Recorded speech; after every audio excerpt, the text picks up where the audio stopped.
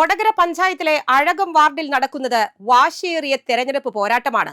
Ward നിലനിർത്താൻ ബിജെപിയും പിടിച്ചടക്കാൻ എൽഡിഎഫും യുഡിഎഫും കച്ചമുറുക്കി രംഗത്തുണ്ട്. എൽഡിഎഫ്, യുഡിഎഫ്, എൻഡിഎ സ്ഥാനാർത്ഥികൾക്ക് പുറമെ 2020യുടെയും സ്ഥാനാർത്ഥിയും ഇത്തവണ മത്സരക്കളത്തിലുണ്ട്.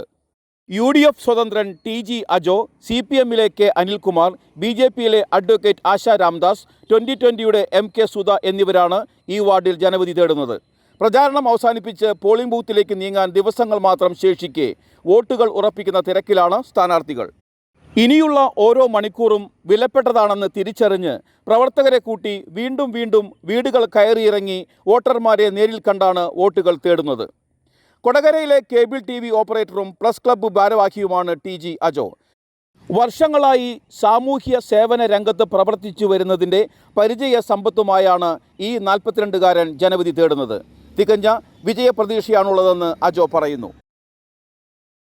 ഈ വരുന്ന 11-ാം തീയതി വരുന്ന തെരഞ്ഞെടുപ്പിൽ ഞാൻ 4-ാം വാർഡിനെ പ്രതിനിധീകരിച്ച് മത്സരിക്കുകയാണ്. ഈ വാർഡിൻ്റെ റോഡിൻ്റെ ശോചനീയാവസ്ഥകൾ ഈ നാട്ടിലുള്ള എല്ലാ ആളുകൾക്കും അറിയാം. നമ്മുടെ ഒരുമ വഴിയും മെയിൻ റോഡും കുറേ നാളുകളായി തകർന്നു കിടക്കുന്ന അവസ്ഥയാണ്. ഞാൻ ജയിച്ചു വന്നാൽ ആദ്യം തന്നെ ഈ റോഡിൻ്റെ എല്ലാ പ്രവൃത്തികളും ചെയ്ത് നമ്മുടെ വാർഡിലേക്ക് കിട്ടാവുന്ന എല്ലാ ഫണ്ടുകളും പഞ്ചായത്തിൽ നിന്ന് വാങ്ങി ഈ വാർഡിനെ നല്ല രീതിയിൽ കൊണ്ടു നടക്കുമെന്നും ഞാൻ ഉറപ്പു തരികയാണ്. സാമൂഹ്യ രാഷ്ട്രീയ പ്രവർത്തനങ്ങളിലൂടെ വളർന്നു വന്നതിൻ്റെ പരിചയ സമ്പത്ത് കൈമുതലായുള്ള LDF സ്ഥാനാർത്ഥി കെ. സുനിൽകുമാറും ഒപ്പത്തിനൊപ്പം മത്സരരംഗത്ത് സജീവമാണ്. ഇത്തവണ അഴകം വാർഡ് ഇടതുമുന്നണിയിലെ കൈപ്പിടിയിൽ ഒതുക്കുമെന്ന് സുനിൽകുമാർ പറയുന്നു.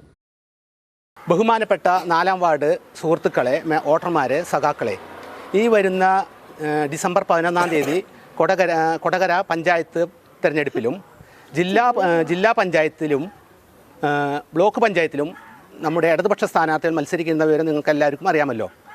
നമ്മുടെ ഈ വാർഡിൻ്റെ വരൾച്ച മുരടിപ്പ്, അതായത് റോഡ്, സ്ട്രീറ്റ് ലൈറ്റ്, ഈ കാര്യങ്ങളൊക്കെ അതിൻ്റെ ഗതികളും നിങ്ങൾക്കറിയാം.